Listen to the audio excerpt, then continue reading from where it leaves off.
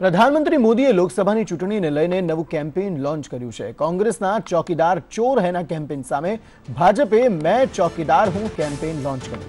ભ્રષ્ટાચાર અને સ્વચ્છતા મામલે કેમ્પેઇન લોન્ચ કરાયું છે। પીએમ મોદીએ ટ્વિટર પર 3 મિનિટનો વિડિયો પણ સમગ્ર મામલે શેર કર્યો છે। आगे વધુ માહિતી સાથે સંવાદદાતા રહીમ લાખાણી જોડાયા છે। રહીમ, વડાપ્રધાન નરેન્દ્ર મોદી દ્વારા एक वीडियो शेर करवामां आव्यो छे ट्विटर पर स्वच्छता અને ભ્રષ્ટાચારને નાબૂદ કરવા માટે સ્વચ્છતા કરવા માટે અને ભ્રષ્ટાચારને નાબૂદ કરવા માટે એક નવા કેમ્પેઇનની જાહેરાત કરવામાં આવી છે ભાજપ દ્વારા અને વડાપ્રધાન નરેન્દ્ર મોદી દ્વારા।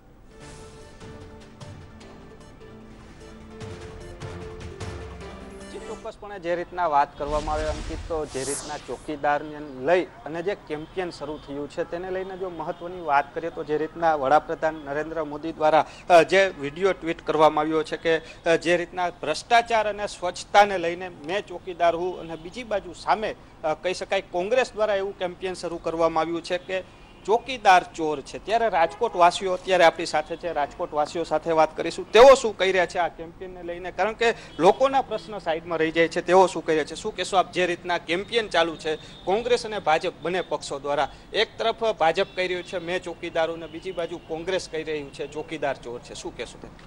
અમારે ચોકીદારની જરૂરત નથી। અમારા સંસદ સભ્ય તરીકે લો મેકર્સની જરૂર છે કે જેને કાયદાની વિશે ખબર પડે અને દેશની સુરક્ષા વિશે ધ્યાન આપી શકે। તમે શું કહેશો આ કેમ્પેઇનને લઈને, જે રીતના કેમ્પેઇન શરૂ કરવામાં? સૌથી પ્રથમ આપણને ખ્યાલ છે કે ભૂતકાળમાં કોંગ્રેસના શાસનમાં ભારતની ઇજ્જતના લીરે લીરા ઉડી જાય એવી રીતે આતંકવાદી હુમલા થયા છે અને મનમોહન સિંહ સહિતના બધા પ્રધાનમંત્રીઓ એ હંમેશા ચૂપ જ રહ્યા છે અને હંમેશા વાતચીત ઉપર જ આધાર રાખ્યો છે। જ્યારે આજે ભારતનો ચોકીદાર કોઈને ઘૂસવા દેતો નથી અને ઘૂસે છે તો એના પ્રદેશમાં ઘૂસીને મારે છે અને સતત જાગૃત એવો વડાપ્રધાન છે કે જે 18 કલાક સતત જાગૃત રહે છે અને 18 કલાક કામ કરે છે। આજ સુધી એક પણ રજા લીધી નથી, સિવાય કે એપેન્ડિક્સના ઓપરેશન દરમિયાન છેલ્લા 18 વર્ષમાં એણે માત્ર 3 દિવસની રજા લીધેલી છે। એવા વડાપ્રધાન જે છે, એવા ચોકીદાર છે કે જેણે ઘણી બધી ફ્રોડ કંપનીઝ હતી એને નોટબંધી બાદ એને આખું સીઝ કરી નાખી છે અને 18,000થી પણ વધારે ફ્રોડ કંપની જે છે, તો આ પ્રકારના ચોકીદાર છે કે જે મિશેલને એ ફોરેનથી લઈ આવે અને એને સજા અપાવવાનો પ્રયત્ન કરે છે। અને બધા માનો કે હમણાં બધાને ખ્યાલ જ છે કે નીરવ મોદીનો બંગલો જે છે એ આખો ડેમોલિશ કરી નાખ્યો, બ્લાસ્ટ કરી નાખ્યો। આવી તાકાત જે છે એ માત્ર ને માત્ર તાકાતવાળો, હિંમતવાળો, 56ની છાતીવાળો જે ચોકીદાર હોય એની જ પાસે હોઈ શકે। બાકી મેમે કરવાવાળા લોકો જે છે અને ઓછી બુદ્ધિના લોકો જે છે એમાં આ તાકાત ના હોઈ શકે। महिलाओं पण आपकी साथे छे, તેમની સાથે વાત કરશું। आप क्या कहेंगी जिस तरह से मुद्दा चल रहा है, इलेक्शन चल रहा है, लोगों का जो बात कहे तो अलग अलग योजनाओं की बात करनी चाहिए, मगर ये कैंपेन अलग तरह से चल रहा है, आप क्या कहते?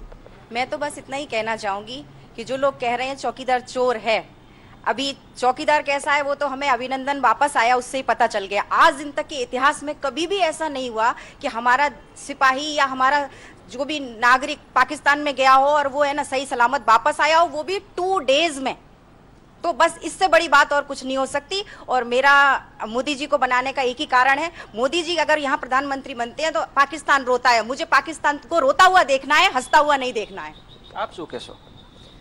હું બિલકુલ માનું છું કે ચોકીદાર ચોર છે જ, કારણ કે કોંગ્રેસની એમણે ઊંઘ ચોરી લીધી છે એટલે ચોકીદાર ચોર છે જ, બરાબર। મોદીજીનું કામ બોલે છે, આપણે બધા એ જોતા જ હશું ઓલમોસ્ટ। અને એ કહે છે કે સોશિયલ મીડિયાનો બહુ ઉપયોગ કરે છે, વિદેશોમાં ફરે છે। તો સાહેબ જે 50 દેશો આપણી પડખે ઊભા રહ્યા ને એટેક વખતે, એ ત્યાં જઈને ચા નહોતા પીતા। એ આપણી વિદેશ નીતિ આટલી મજબૂત થઈ છે એની પાછળ ફક્ત ને ફક્ત મોદીજીનો હાથ છે। અને આવતા 10 વર્ષ સુધી તો મોદીજીની જરૂર છે અને છે જ। અને જો તમે બધા એમ કહેતા હો કે મોદીજીને હટાવીએ તો એવો કોઈ ચહેરો લાવો ને કે મોદીજીને કમ્પીટ કરી શકે। અને તમે પપ્પુને રિપ્રેઝેન્ટ કરો છો પીએમ તરીકે, ભારત જેવી કન્ટ્રીના પીએમ તરીકે રાહુલ ગાંધી, હસવું આવે સાહેબ। તમે શું કહેશો? જે રીતના કેમ્પેઇન ચાલુ છે, યોજનાઓ, ગૃહિણીની મહત્વની વસ્તુ હોય છે, ગૃહિણીની અલગ અલગ યોજનાઓ જોતી હોય છે, પરંતુ આખું કેમ્પેઇન શરૂ થાય છે ચૂંટણી સમયે, શું કહેશો? હું એટલું જ કહીશ કે એક ગૃહિણી માટે અત્યારે જે સમય ચાલી રહ્યો છે ને એકદમ સોના જેવો સમય ચાલી રહ્યો છે।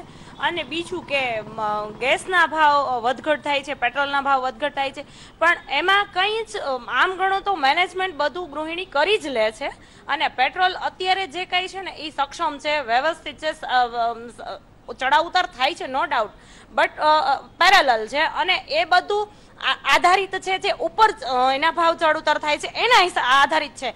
મોદી એટલું જ કહે છે, હું કોઈ પક્ષમાં નથી બોલવા માંગતી, પણ હું એટલું જ કહીશ કે નરેન્દ્રભાઈ મોદી એટલું જ કહે છે કે હું ખાતો નથી અને ખાવા દેતો પણ નથી. એમ ચોકીદાર ચોર છે તો ચોર છે ને એટલે જ અમે એને ભારતનો વડાપ્રધાન બનાવવા છે અને બનાવવા હજી 10 વર્ષ માટે અમે બનાવવા માંગીએ છીએ. અને આજે ભારતની પ્રજા નહીં પણ વર્લ્ડની પ્રજા એને સલામ કરે છે. શું કામ? એને એનામાં કંઈક હશે તો સલામ કરતી હશે ને. એટલે અને અમારા એવું આજે તમને બધાને યાદ હોય તો એ રાજકોટમાંથી એક ટાઈમ ઉભા રહ્યા હતા અને ચૂંટાઈ ગયા હતા. તો આજે અમે એનું આ રાજકોટ છે, એની આ ભૂમિ છે, તર્પણની ભૂમિ છે, કર્મની ભૂમિ છે આ. તો એવું નથી કે એ રાજકોટ માટે જ કામ કરે છે, એ પૂરા ભારત માટે કામ કરે છે, પૂરા ઇન્ડિયા માટે કામ કરે છે. એના માટે બધા રાજ્યો સમાન છે, બધા દેશ, બધા ગામ પણ એના માટે, ગામડા માટે પણ વિચારે છે. એવું નથી, બધા માટે સમાન પેરેલલ એની વિચારધારા છે અને એની વિચારધારા સાથે અમે ચાલીએ છીએ. અમને પણ એટલી ખબર પડે છે કે આજે કોંગ્રેસની સરકાર હતી ત્યારે શું હતું અને શું હતું, એક મહિલા માટે શું એ લોકો કરતા હતા, એક ગૃહિણી માટે. આજે હું ગૃહિણી તરીકે એટલું બોલીશ કે ત્યારે જે મારે અથવા તો મારી ડોટર માટે અથવા તો કોઈ પણ મહિલા માટે જે સુરક્ષા, જે કઈ હક કહેવાય, જે કઈ એ ત્યારે જે હતા ને અત્યારે જે છે એમાં જમીન આસમાનનો ફેર છે. આજે હું રાતના 12 વાગે રાજકોટની બજારની અંદર એકલી ચાલી શકું છું, એકલી આવે જઈ શકું છું, મારી ડોટરને પણ મોકલી શકું છું. એટલી આજે નરેન્દ્રભાઈ મોદીની સરકારમાં, આજે બીજેપીની સરકારમાં એટલું અમે અત્યારે એમ કે સક્ષમ છીએ. એમ એટલું હું કઈ વાત કરીએ છીએ, જે રીતના મહિલાઓએ વાત કરી, અન્ય લોકો પણ આપણી સાથે છે. શું કહેશો આપ? જે રીતના વાત કરીએ, ચોકીદારને કેમ્પેન શરૂ થઈ ગયા છે, ચૂંટણી આવી રહી છે, લોકોના પ્રશ્ન ભૂલાઈ જતા હોય, શું? મારું તો એટલું જ કહેવાનું છે કે પેલું તો જે એ માણસની દેશભક્તિ ઉપર આપણને નાશ છે, એમાં ના નહીં, પણ જે એણે એ સમયે વાયદા કરેલા એમાંય કેટલા ખરા ઉતર્યા છે 5 વર્ષમાં, એ પણ એક જોવાનું છે. કારણ કે જો કે એના પછી મને તો એવું કોઈ લાગતું નથી કે બીજો કોઈ હોય, જો એનાથી સારો સક્ષમ ચહેરો હોય તો મને બતાવે, પણ છતાંય જે એણે વાયદા કર્યા એ વાયદા એને પૂરા પણ નથી કર્યા, એટલું જ સક્ષમ, એ જ વાત હકીકત છે. તમે શું કહેશો? ચોક્કસપણે હું એવા ચોરને પસંદ કરીશ કે જેણે પૂરા 135 કરોડ જનતા ભારતની છે, એમાંથી મને એવું લાગે છે કે 90% જનતાએ ચોરને પસંદ કર્યો છે. તો એક મારા માટે ગર્વની વાત છે કે જે અરાજકતાની ચોરી કરતા હોય, જે ભ્રષ્ટાચારની ચોરી કરતા હોય, જે દેશના વિકાસ માટે નડતર રૂપે એવા લોકોની ચોરી કરતા હોય, તો આવા લોકોને નિંદર હરામ કરી હોય, જેને કહેવાય કે બધું ચોરી કરી અને જનતાને લાભ દેવડાવવા માંગતા હોય, તો આવા ચોકીદાર માટે એને અભિનંદનને લાયક છે અને ચોર અમને પસંદ છે. તો જે રીતના રાજકોટની જનતાએ વાત કરી, જે રીતના તેઓને પસંદ કરી, આપ શું કહેશો? મારે તો એટલું જ કહેવાનું છે કે મને અત્યારે જસ્ટ એક યાદ આવે છે મહાભારતનો ટાઈમ. મહાભારતની અંદર એવું હતું કે કૃષ્ણ ભગવાન એક તરફ હતા અને બાકી ચારે બાજુ કૌરવ હતા 100, અને આટલી બધી સેના લઈને આવ્યા હતા. તો વિપક્ષ જે છે એ બધા લોકોને એક સાથે ભેગા કરે છે, પણ એ જે દે આર જસ્ટ લાઈક એ કૌરવ છે, અને એક બાજુ છે અમારો કૃષ્ણ ભગવાન, જે આજે ભારતને આટલો ઊંચો લઈ આવ્યો છે. વિશ્વની અંદર આજે આપણા ભારતનું એક નામ થયું છે જસ્ટ બીકોઝ ઓફ એક મોદી આપણી પાસે છે. એટલે મોદીને અમે નંબર 1 ગણું છું. એના પછી હું જ્યારે હું કાઉન્ટ કરવાનું સ્ટાર્ટ કરું ને ત્યારે અપ ટુ 100 સુધી જવું તો કોઈ એવો ચહેરો મારી સામે આવતો જ નથી.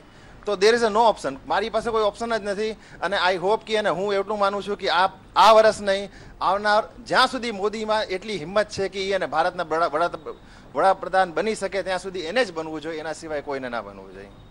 આપ શું કહેશો? સર, હું એટલું જ કહેવા માંગીશ કે જ્યારે પણ નરેન્દ્ર મોદીજી સર આવેલા છે, એને છે ને જે ટ્રાન્સપરન્સી જે લઈ આવ્યા છે, એક્ઝામ્પલ મા અમૃતમ યોજના, નો ડાઉટ સ્કીમ હંમેશા એમને કરવી જ પડે. એક સ્કીમ છે, એ સ્કીમ છે જે ભાજપને લઈ આવનારી છે. એક્ઝામ્પલ આપણે જે સિવિલ હોસ્પિટલમાં પણ એ ડૉક્ટર એલોટ કરીને છે ને અમુક ઓપરેશન કરાવી શકે. મારા રિલેટિવ્સ છે, એક મામા છે જે સાવ એના ઘરે 5000 રૂપિયાની પણ. ચોકીદારને લઈને શું કહેશો? ચોકીદારને લઈને કહીશ કે એ ગુડ છે પર્સન, ટ્રાન્સપરન્સી જે લઈ આવ્યા છે. અને આપણે ભારતીય એઝ એ ભારતીય પ્રજા, જેમાં આપણે 85% એમ કહી શકીએ કે ભિખારી વશ પ્રજા છીએ આપણે, કે સિલિન્ડર આપણને સરકારને ખબર છે કે 700માં પડે છે, આપણને 400માં જોઈએ છે. એ ભીખ ન મગાઈ સરકાર પાસેથી, સરકારને પૂરા 700 રૂપિયા દઈ એનાથી શું છે એક ફંડિંગ એરાઇઝ થાય અને એ આપણા સારા કામ માટે જ વપરાય છે. તો જે રીતના વાત કરવામાં આવે છે, જે આખું ચોકીદારનું જે કેમ્પેન ચાલુ કરવામાં આવ્યું છે તેને લઈને રાજકોટની પ્રજા તેઓનું મંતવ્ય રજૂ કર્યું. જી રહીમ, આભાર સમગ્ર માહિતી આપવા માટે.